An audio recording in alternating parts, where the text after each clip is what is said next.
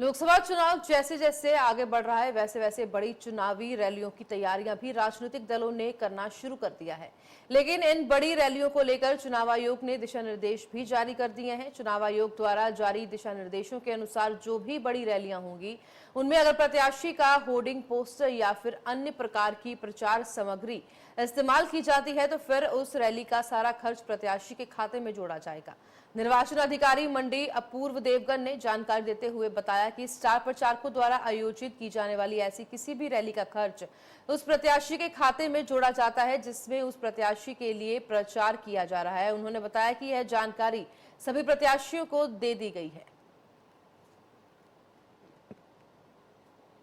इसको मैं दो तरीके से आपके सवाल को एड्रेस करूंगा। एक तो जो होर्डिंग्स, बैनर्स इत्यादि होते हैं, वे जो भी लगने होते हैं वे उस इलाके के सब डिविजनल मजिस्ट्रेट जो असिस्टेंट रिटर्निंग ऑफिसर भी होते हैं उनसे अनुमति सुविधा पोर्टल पे कोई भी पार्टी कैंडिडेट इस समय पे ले लेता है और उसके तहत उसमें उस परमिशन के तहत ही वे होर्डिंग लगा सकते हैं। ये आप पूरे पार्लियामेंट्री कॉन्स्टिट्यूंसी में कहीं भी देखेंगे, उन अनुमतियों के साथ ही वे ये बैनर्स, होर्डिंग्स लगा सकते हैं।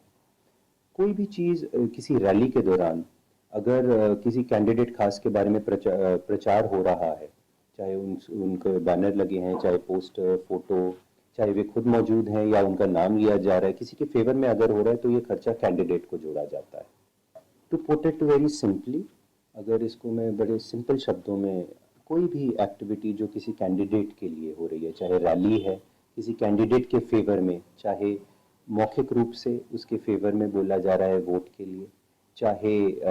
किसी सामग्री के रूप में उनके लिए वोट मांगी जा रही है, वो कैंडिडेट के खर्चे में जोड़ी जाती है। जब ऐसा कुछ होता है तो अकॉर्डिंगली ऑब्जर्वर की रिपोर्ट जाती है, जो जैसे मैंने बताया 30 दिन के अंदर इनको अकाउंट अपना सबमिट करना होता है, जो टैली होता है। और यदि ऐसा पाया जाता है कि उन्होंने ये सीमा को लांघा है तो वो रिपोर्ट ईसीआई द्वारा को भेजी जाती है और नियम अनुसार फिर डिस्क्वालिफिकेशन आगे ईसीआई कर सकता है।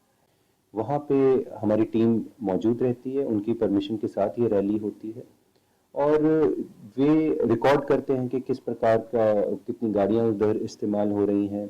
क्या कौन सा मटेरियल इस्तेमाल हो रहा है, जैसे फूल मालाएं, क्या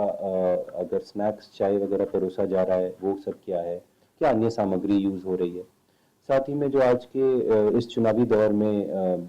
चॉपर्स का यूज़ किया जाता है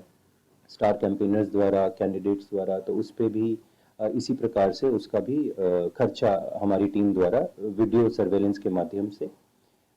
देखा जाता है। ये जब वीडियो बनती है तो उसके बाद हमारी वीडियो व्यूइंग टीम होती है जो उसमें सारा अकाउंटिंग करती है और ये एक शैडो रजिस्टर हम मेंटेन करते हैं। साथ में जो कैंडिडेट है उनको भी उनको रजिस्टर्स बकायदा 3 दिए गए हैं, वे भी रजिस्टर मेंटेन करते हैं और 3 विभिन्न तिथियों पे इस माह में इनको यहाँ पे आना होगा।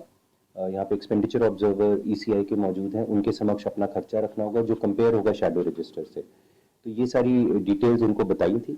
और साथ में उनको ये भी बताया था कि जब रिजल्ट डिक्लेयर हो जाए तो उसके 30 दिन के भीतर उनको अपने अकाउंट्स फाइनल टैली करने के लिए सबमिट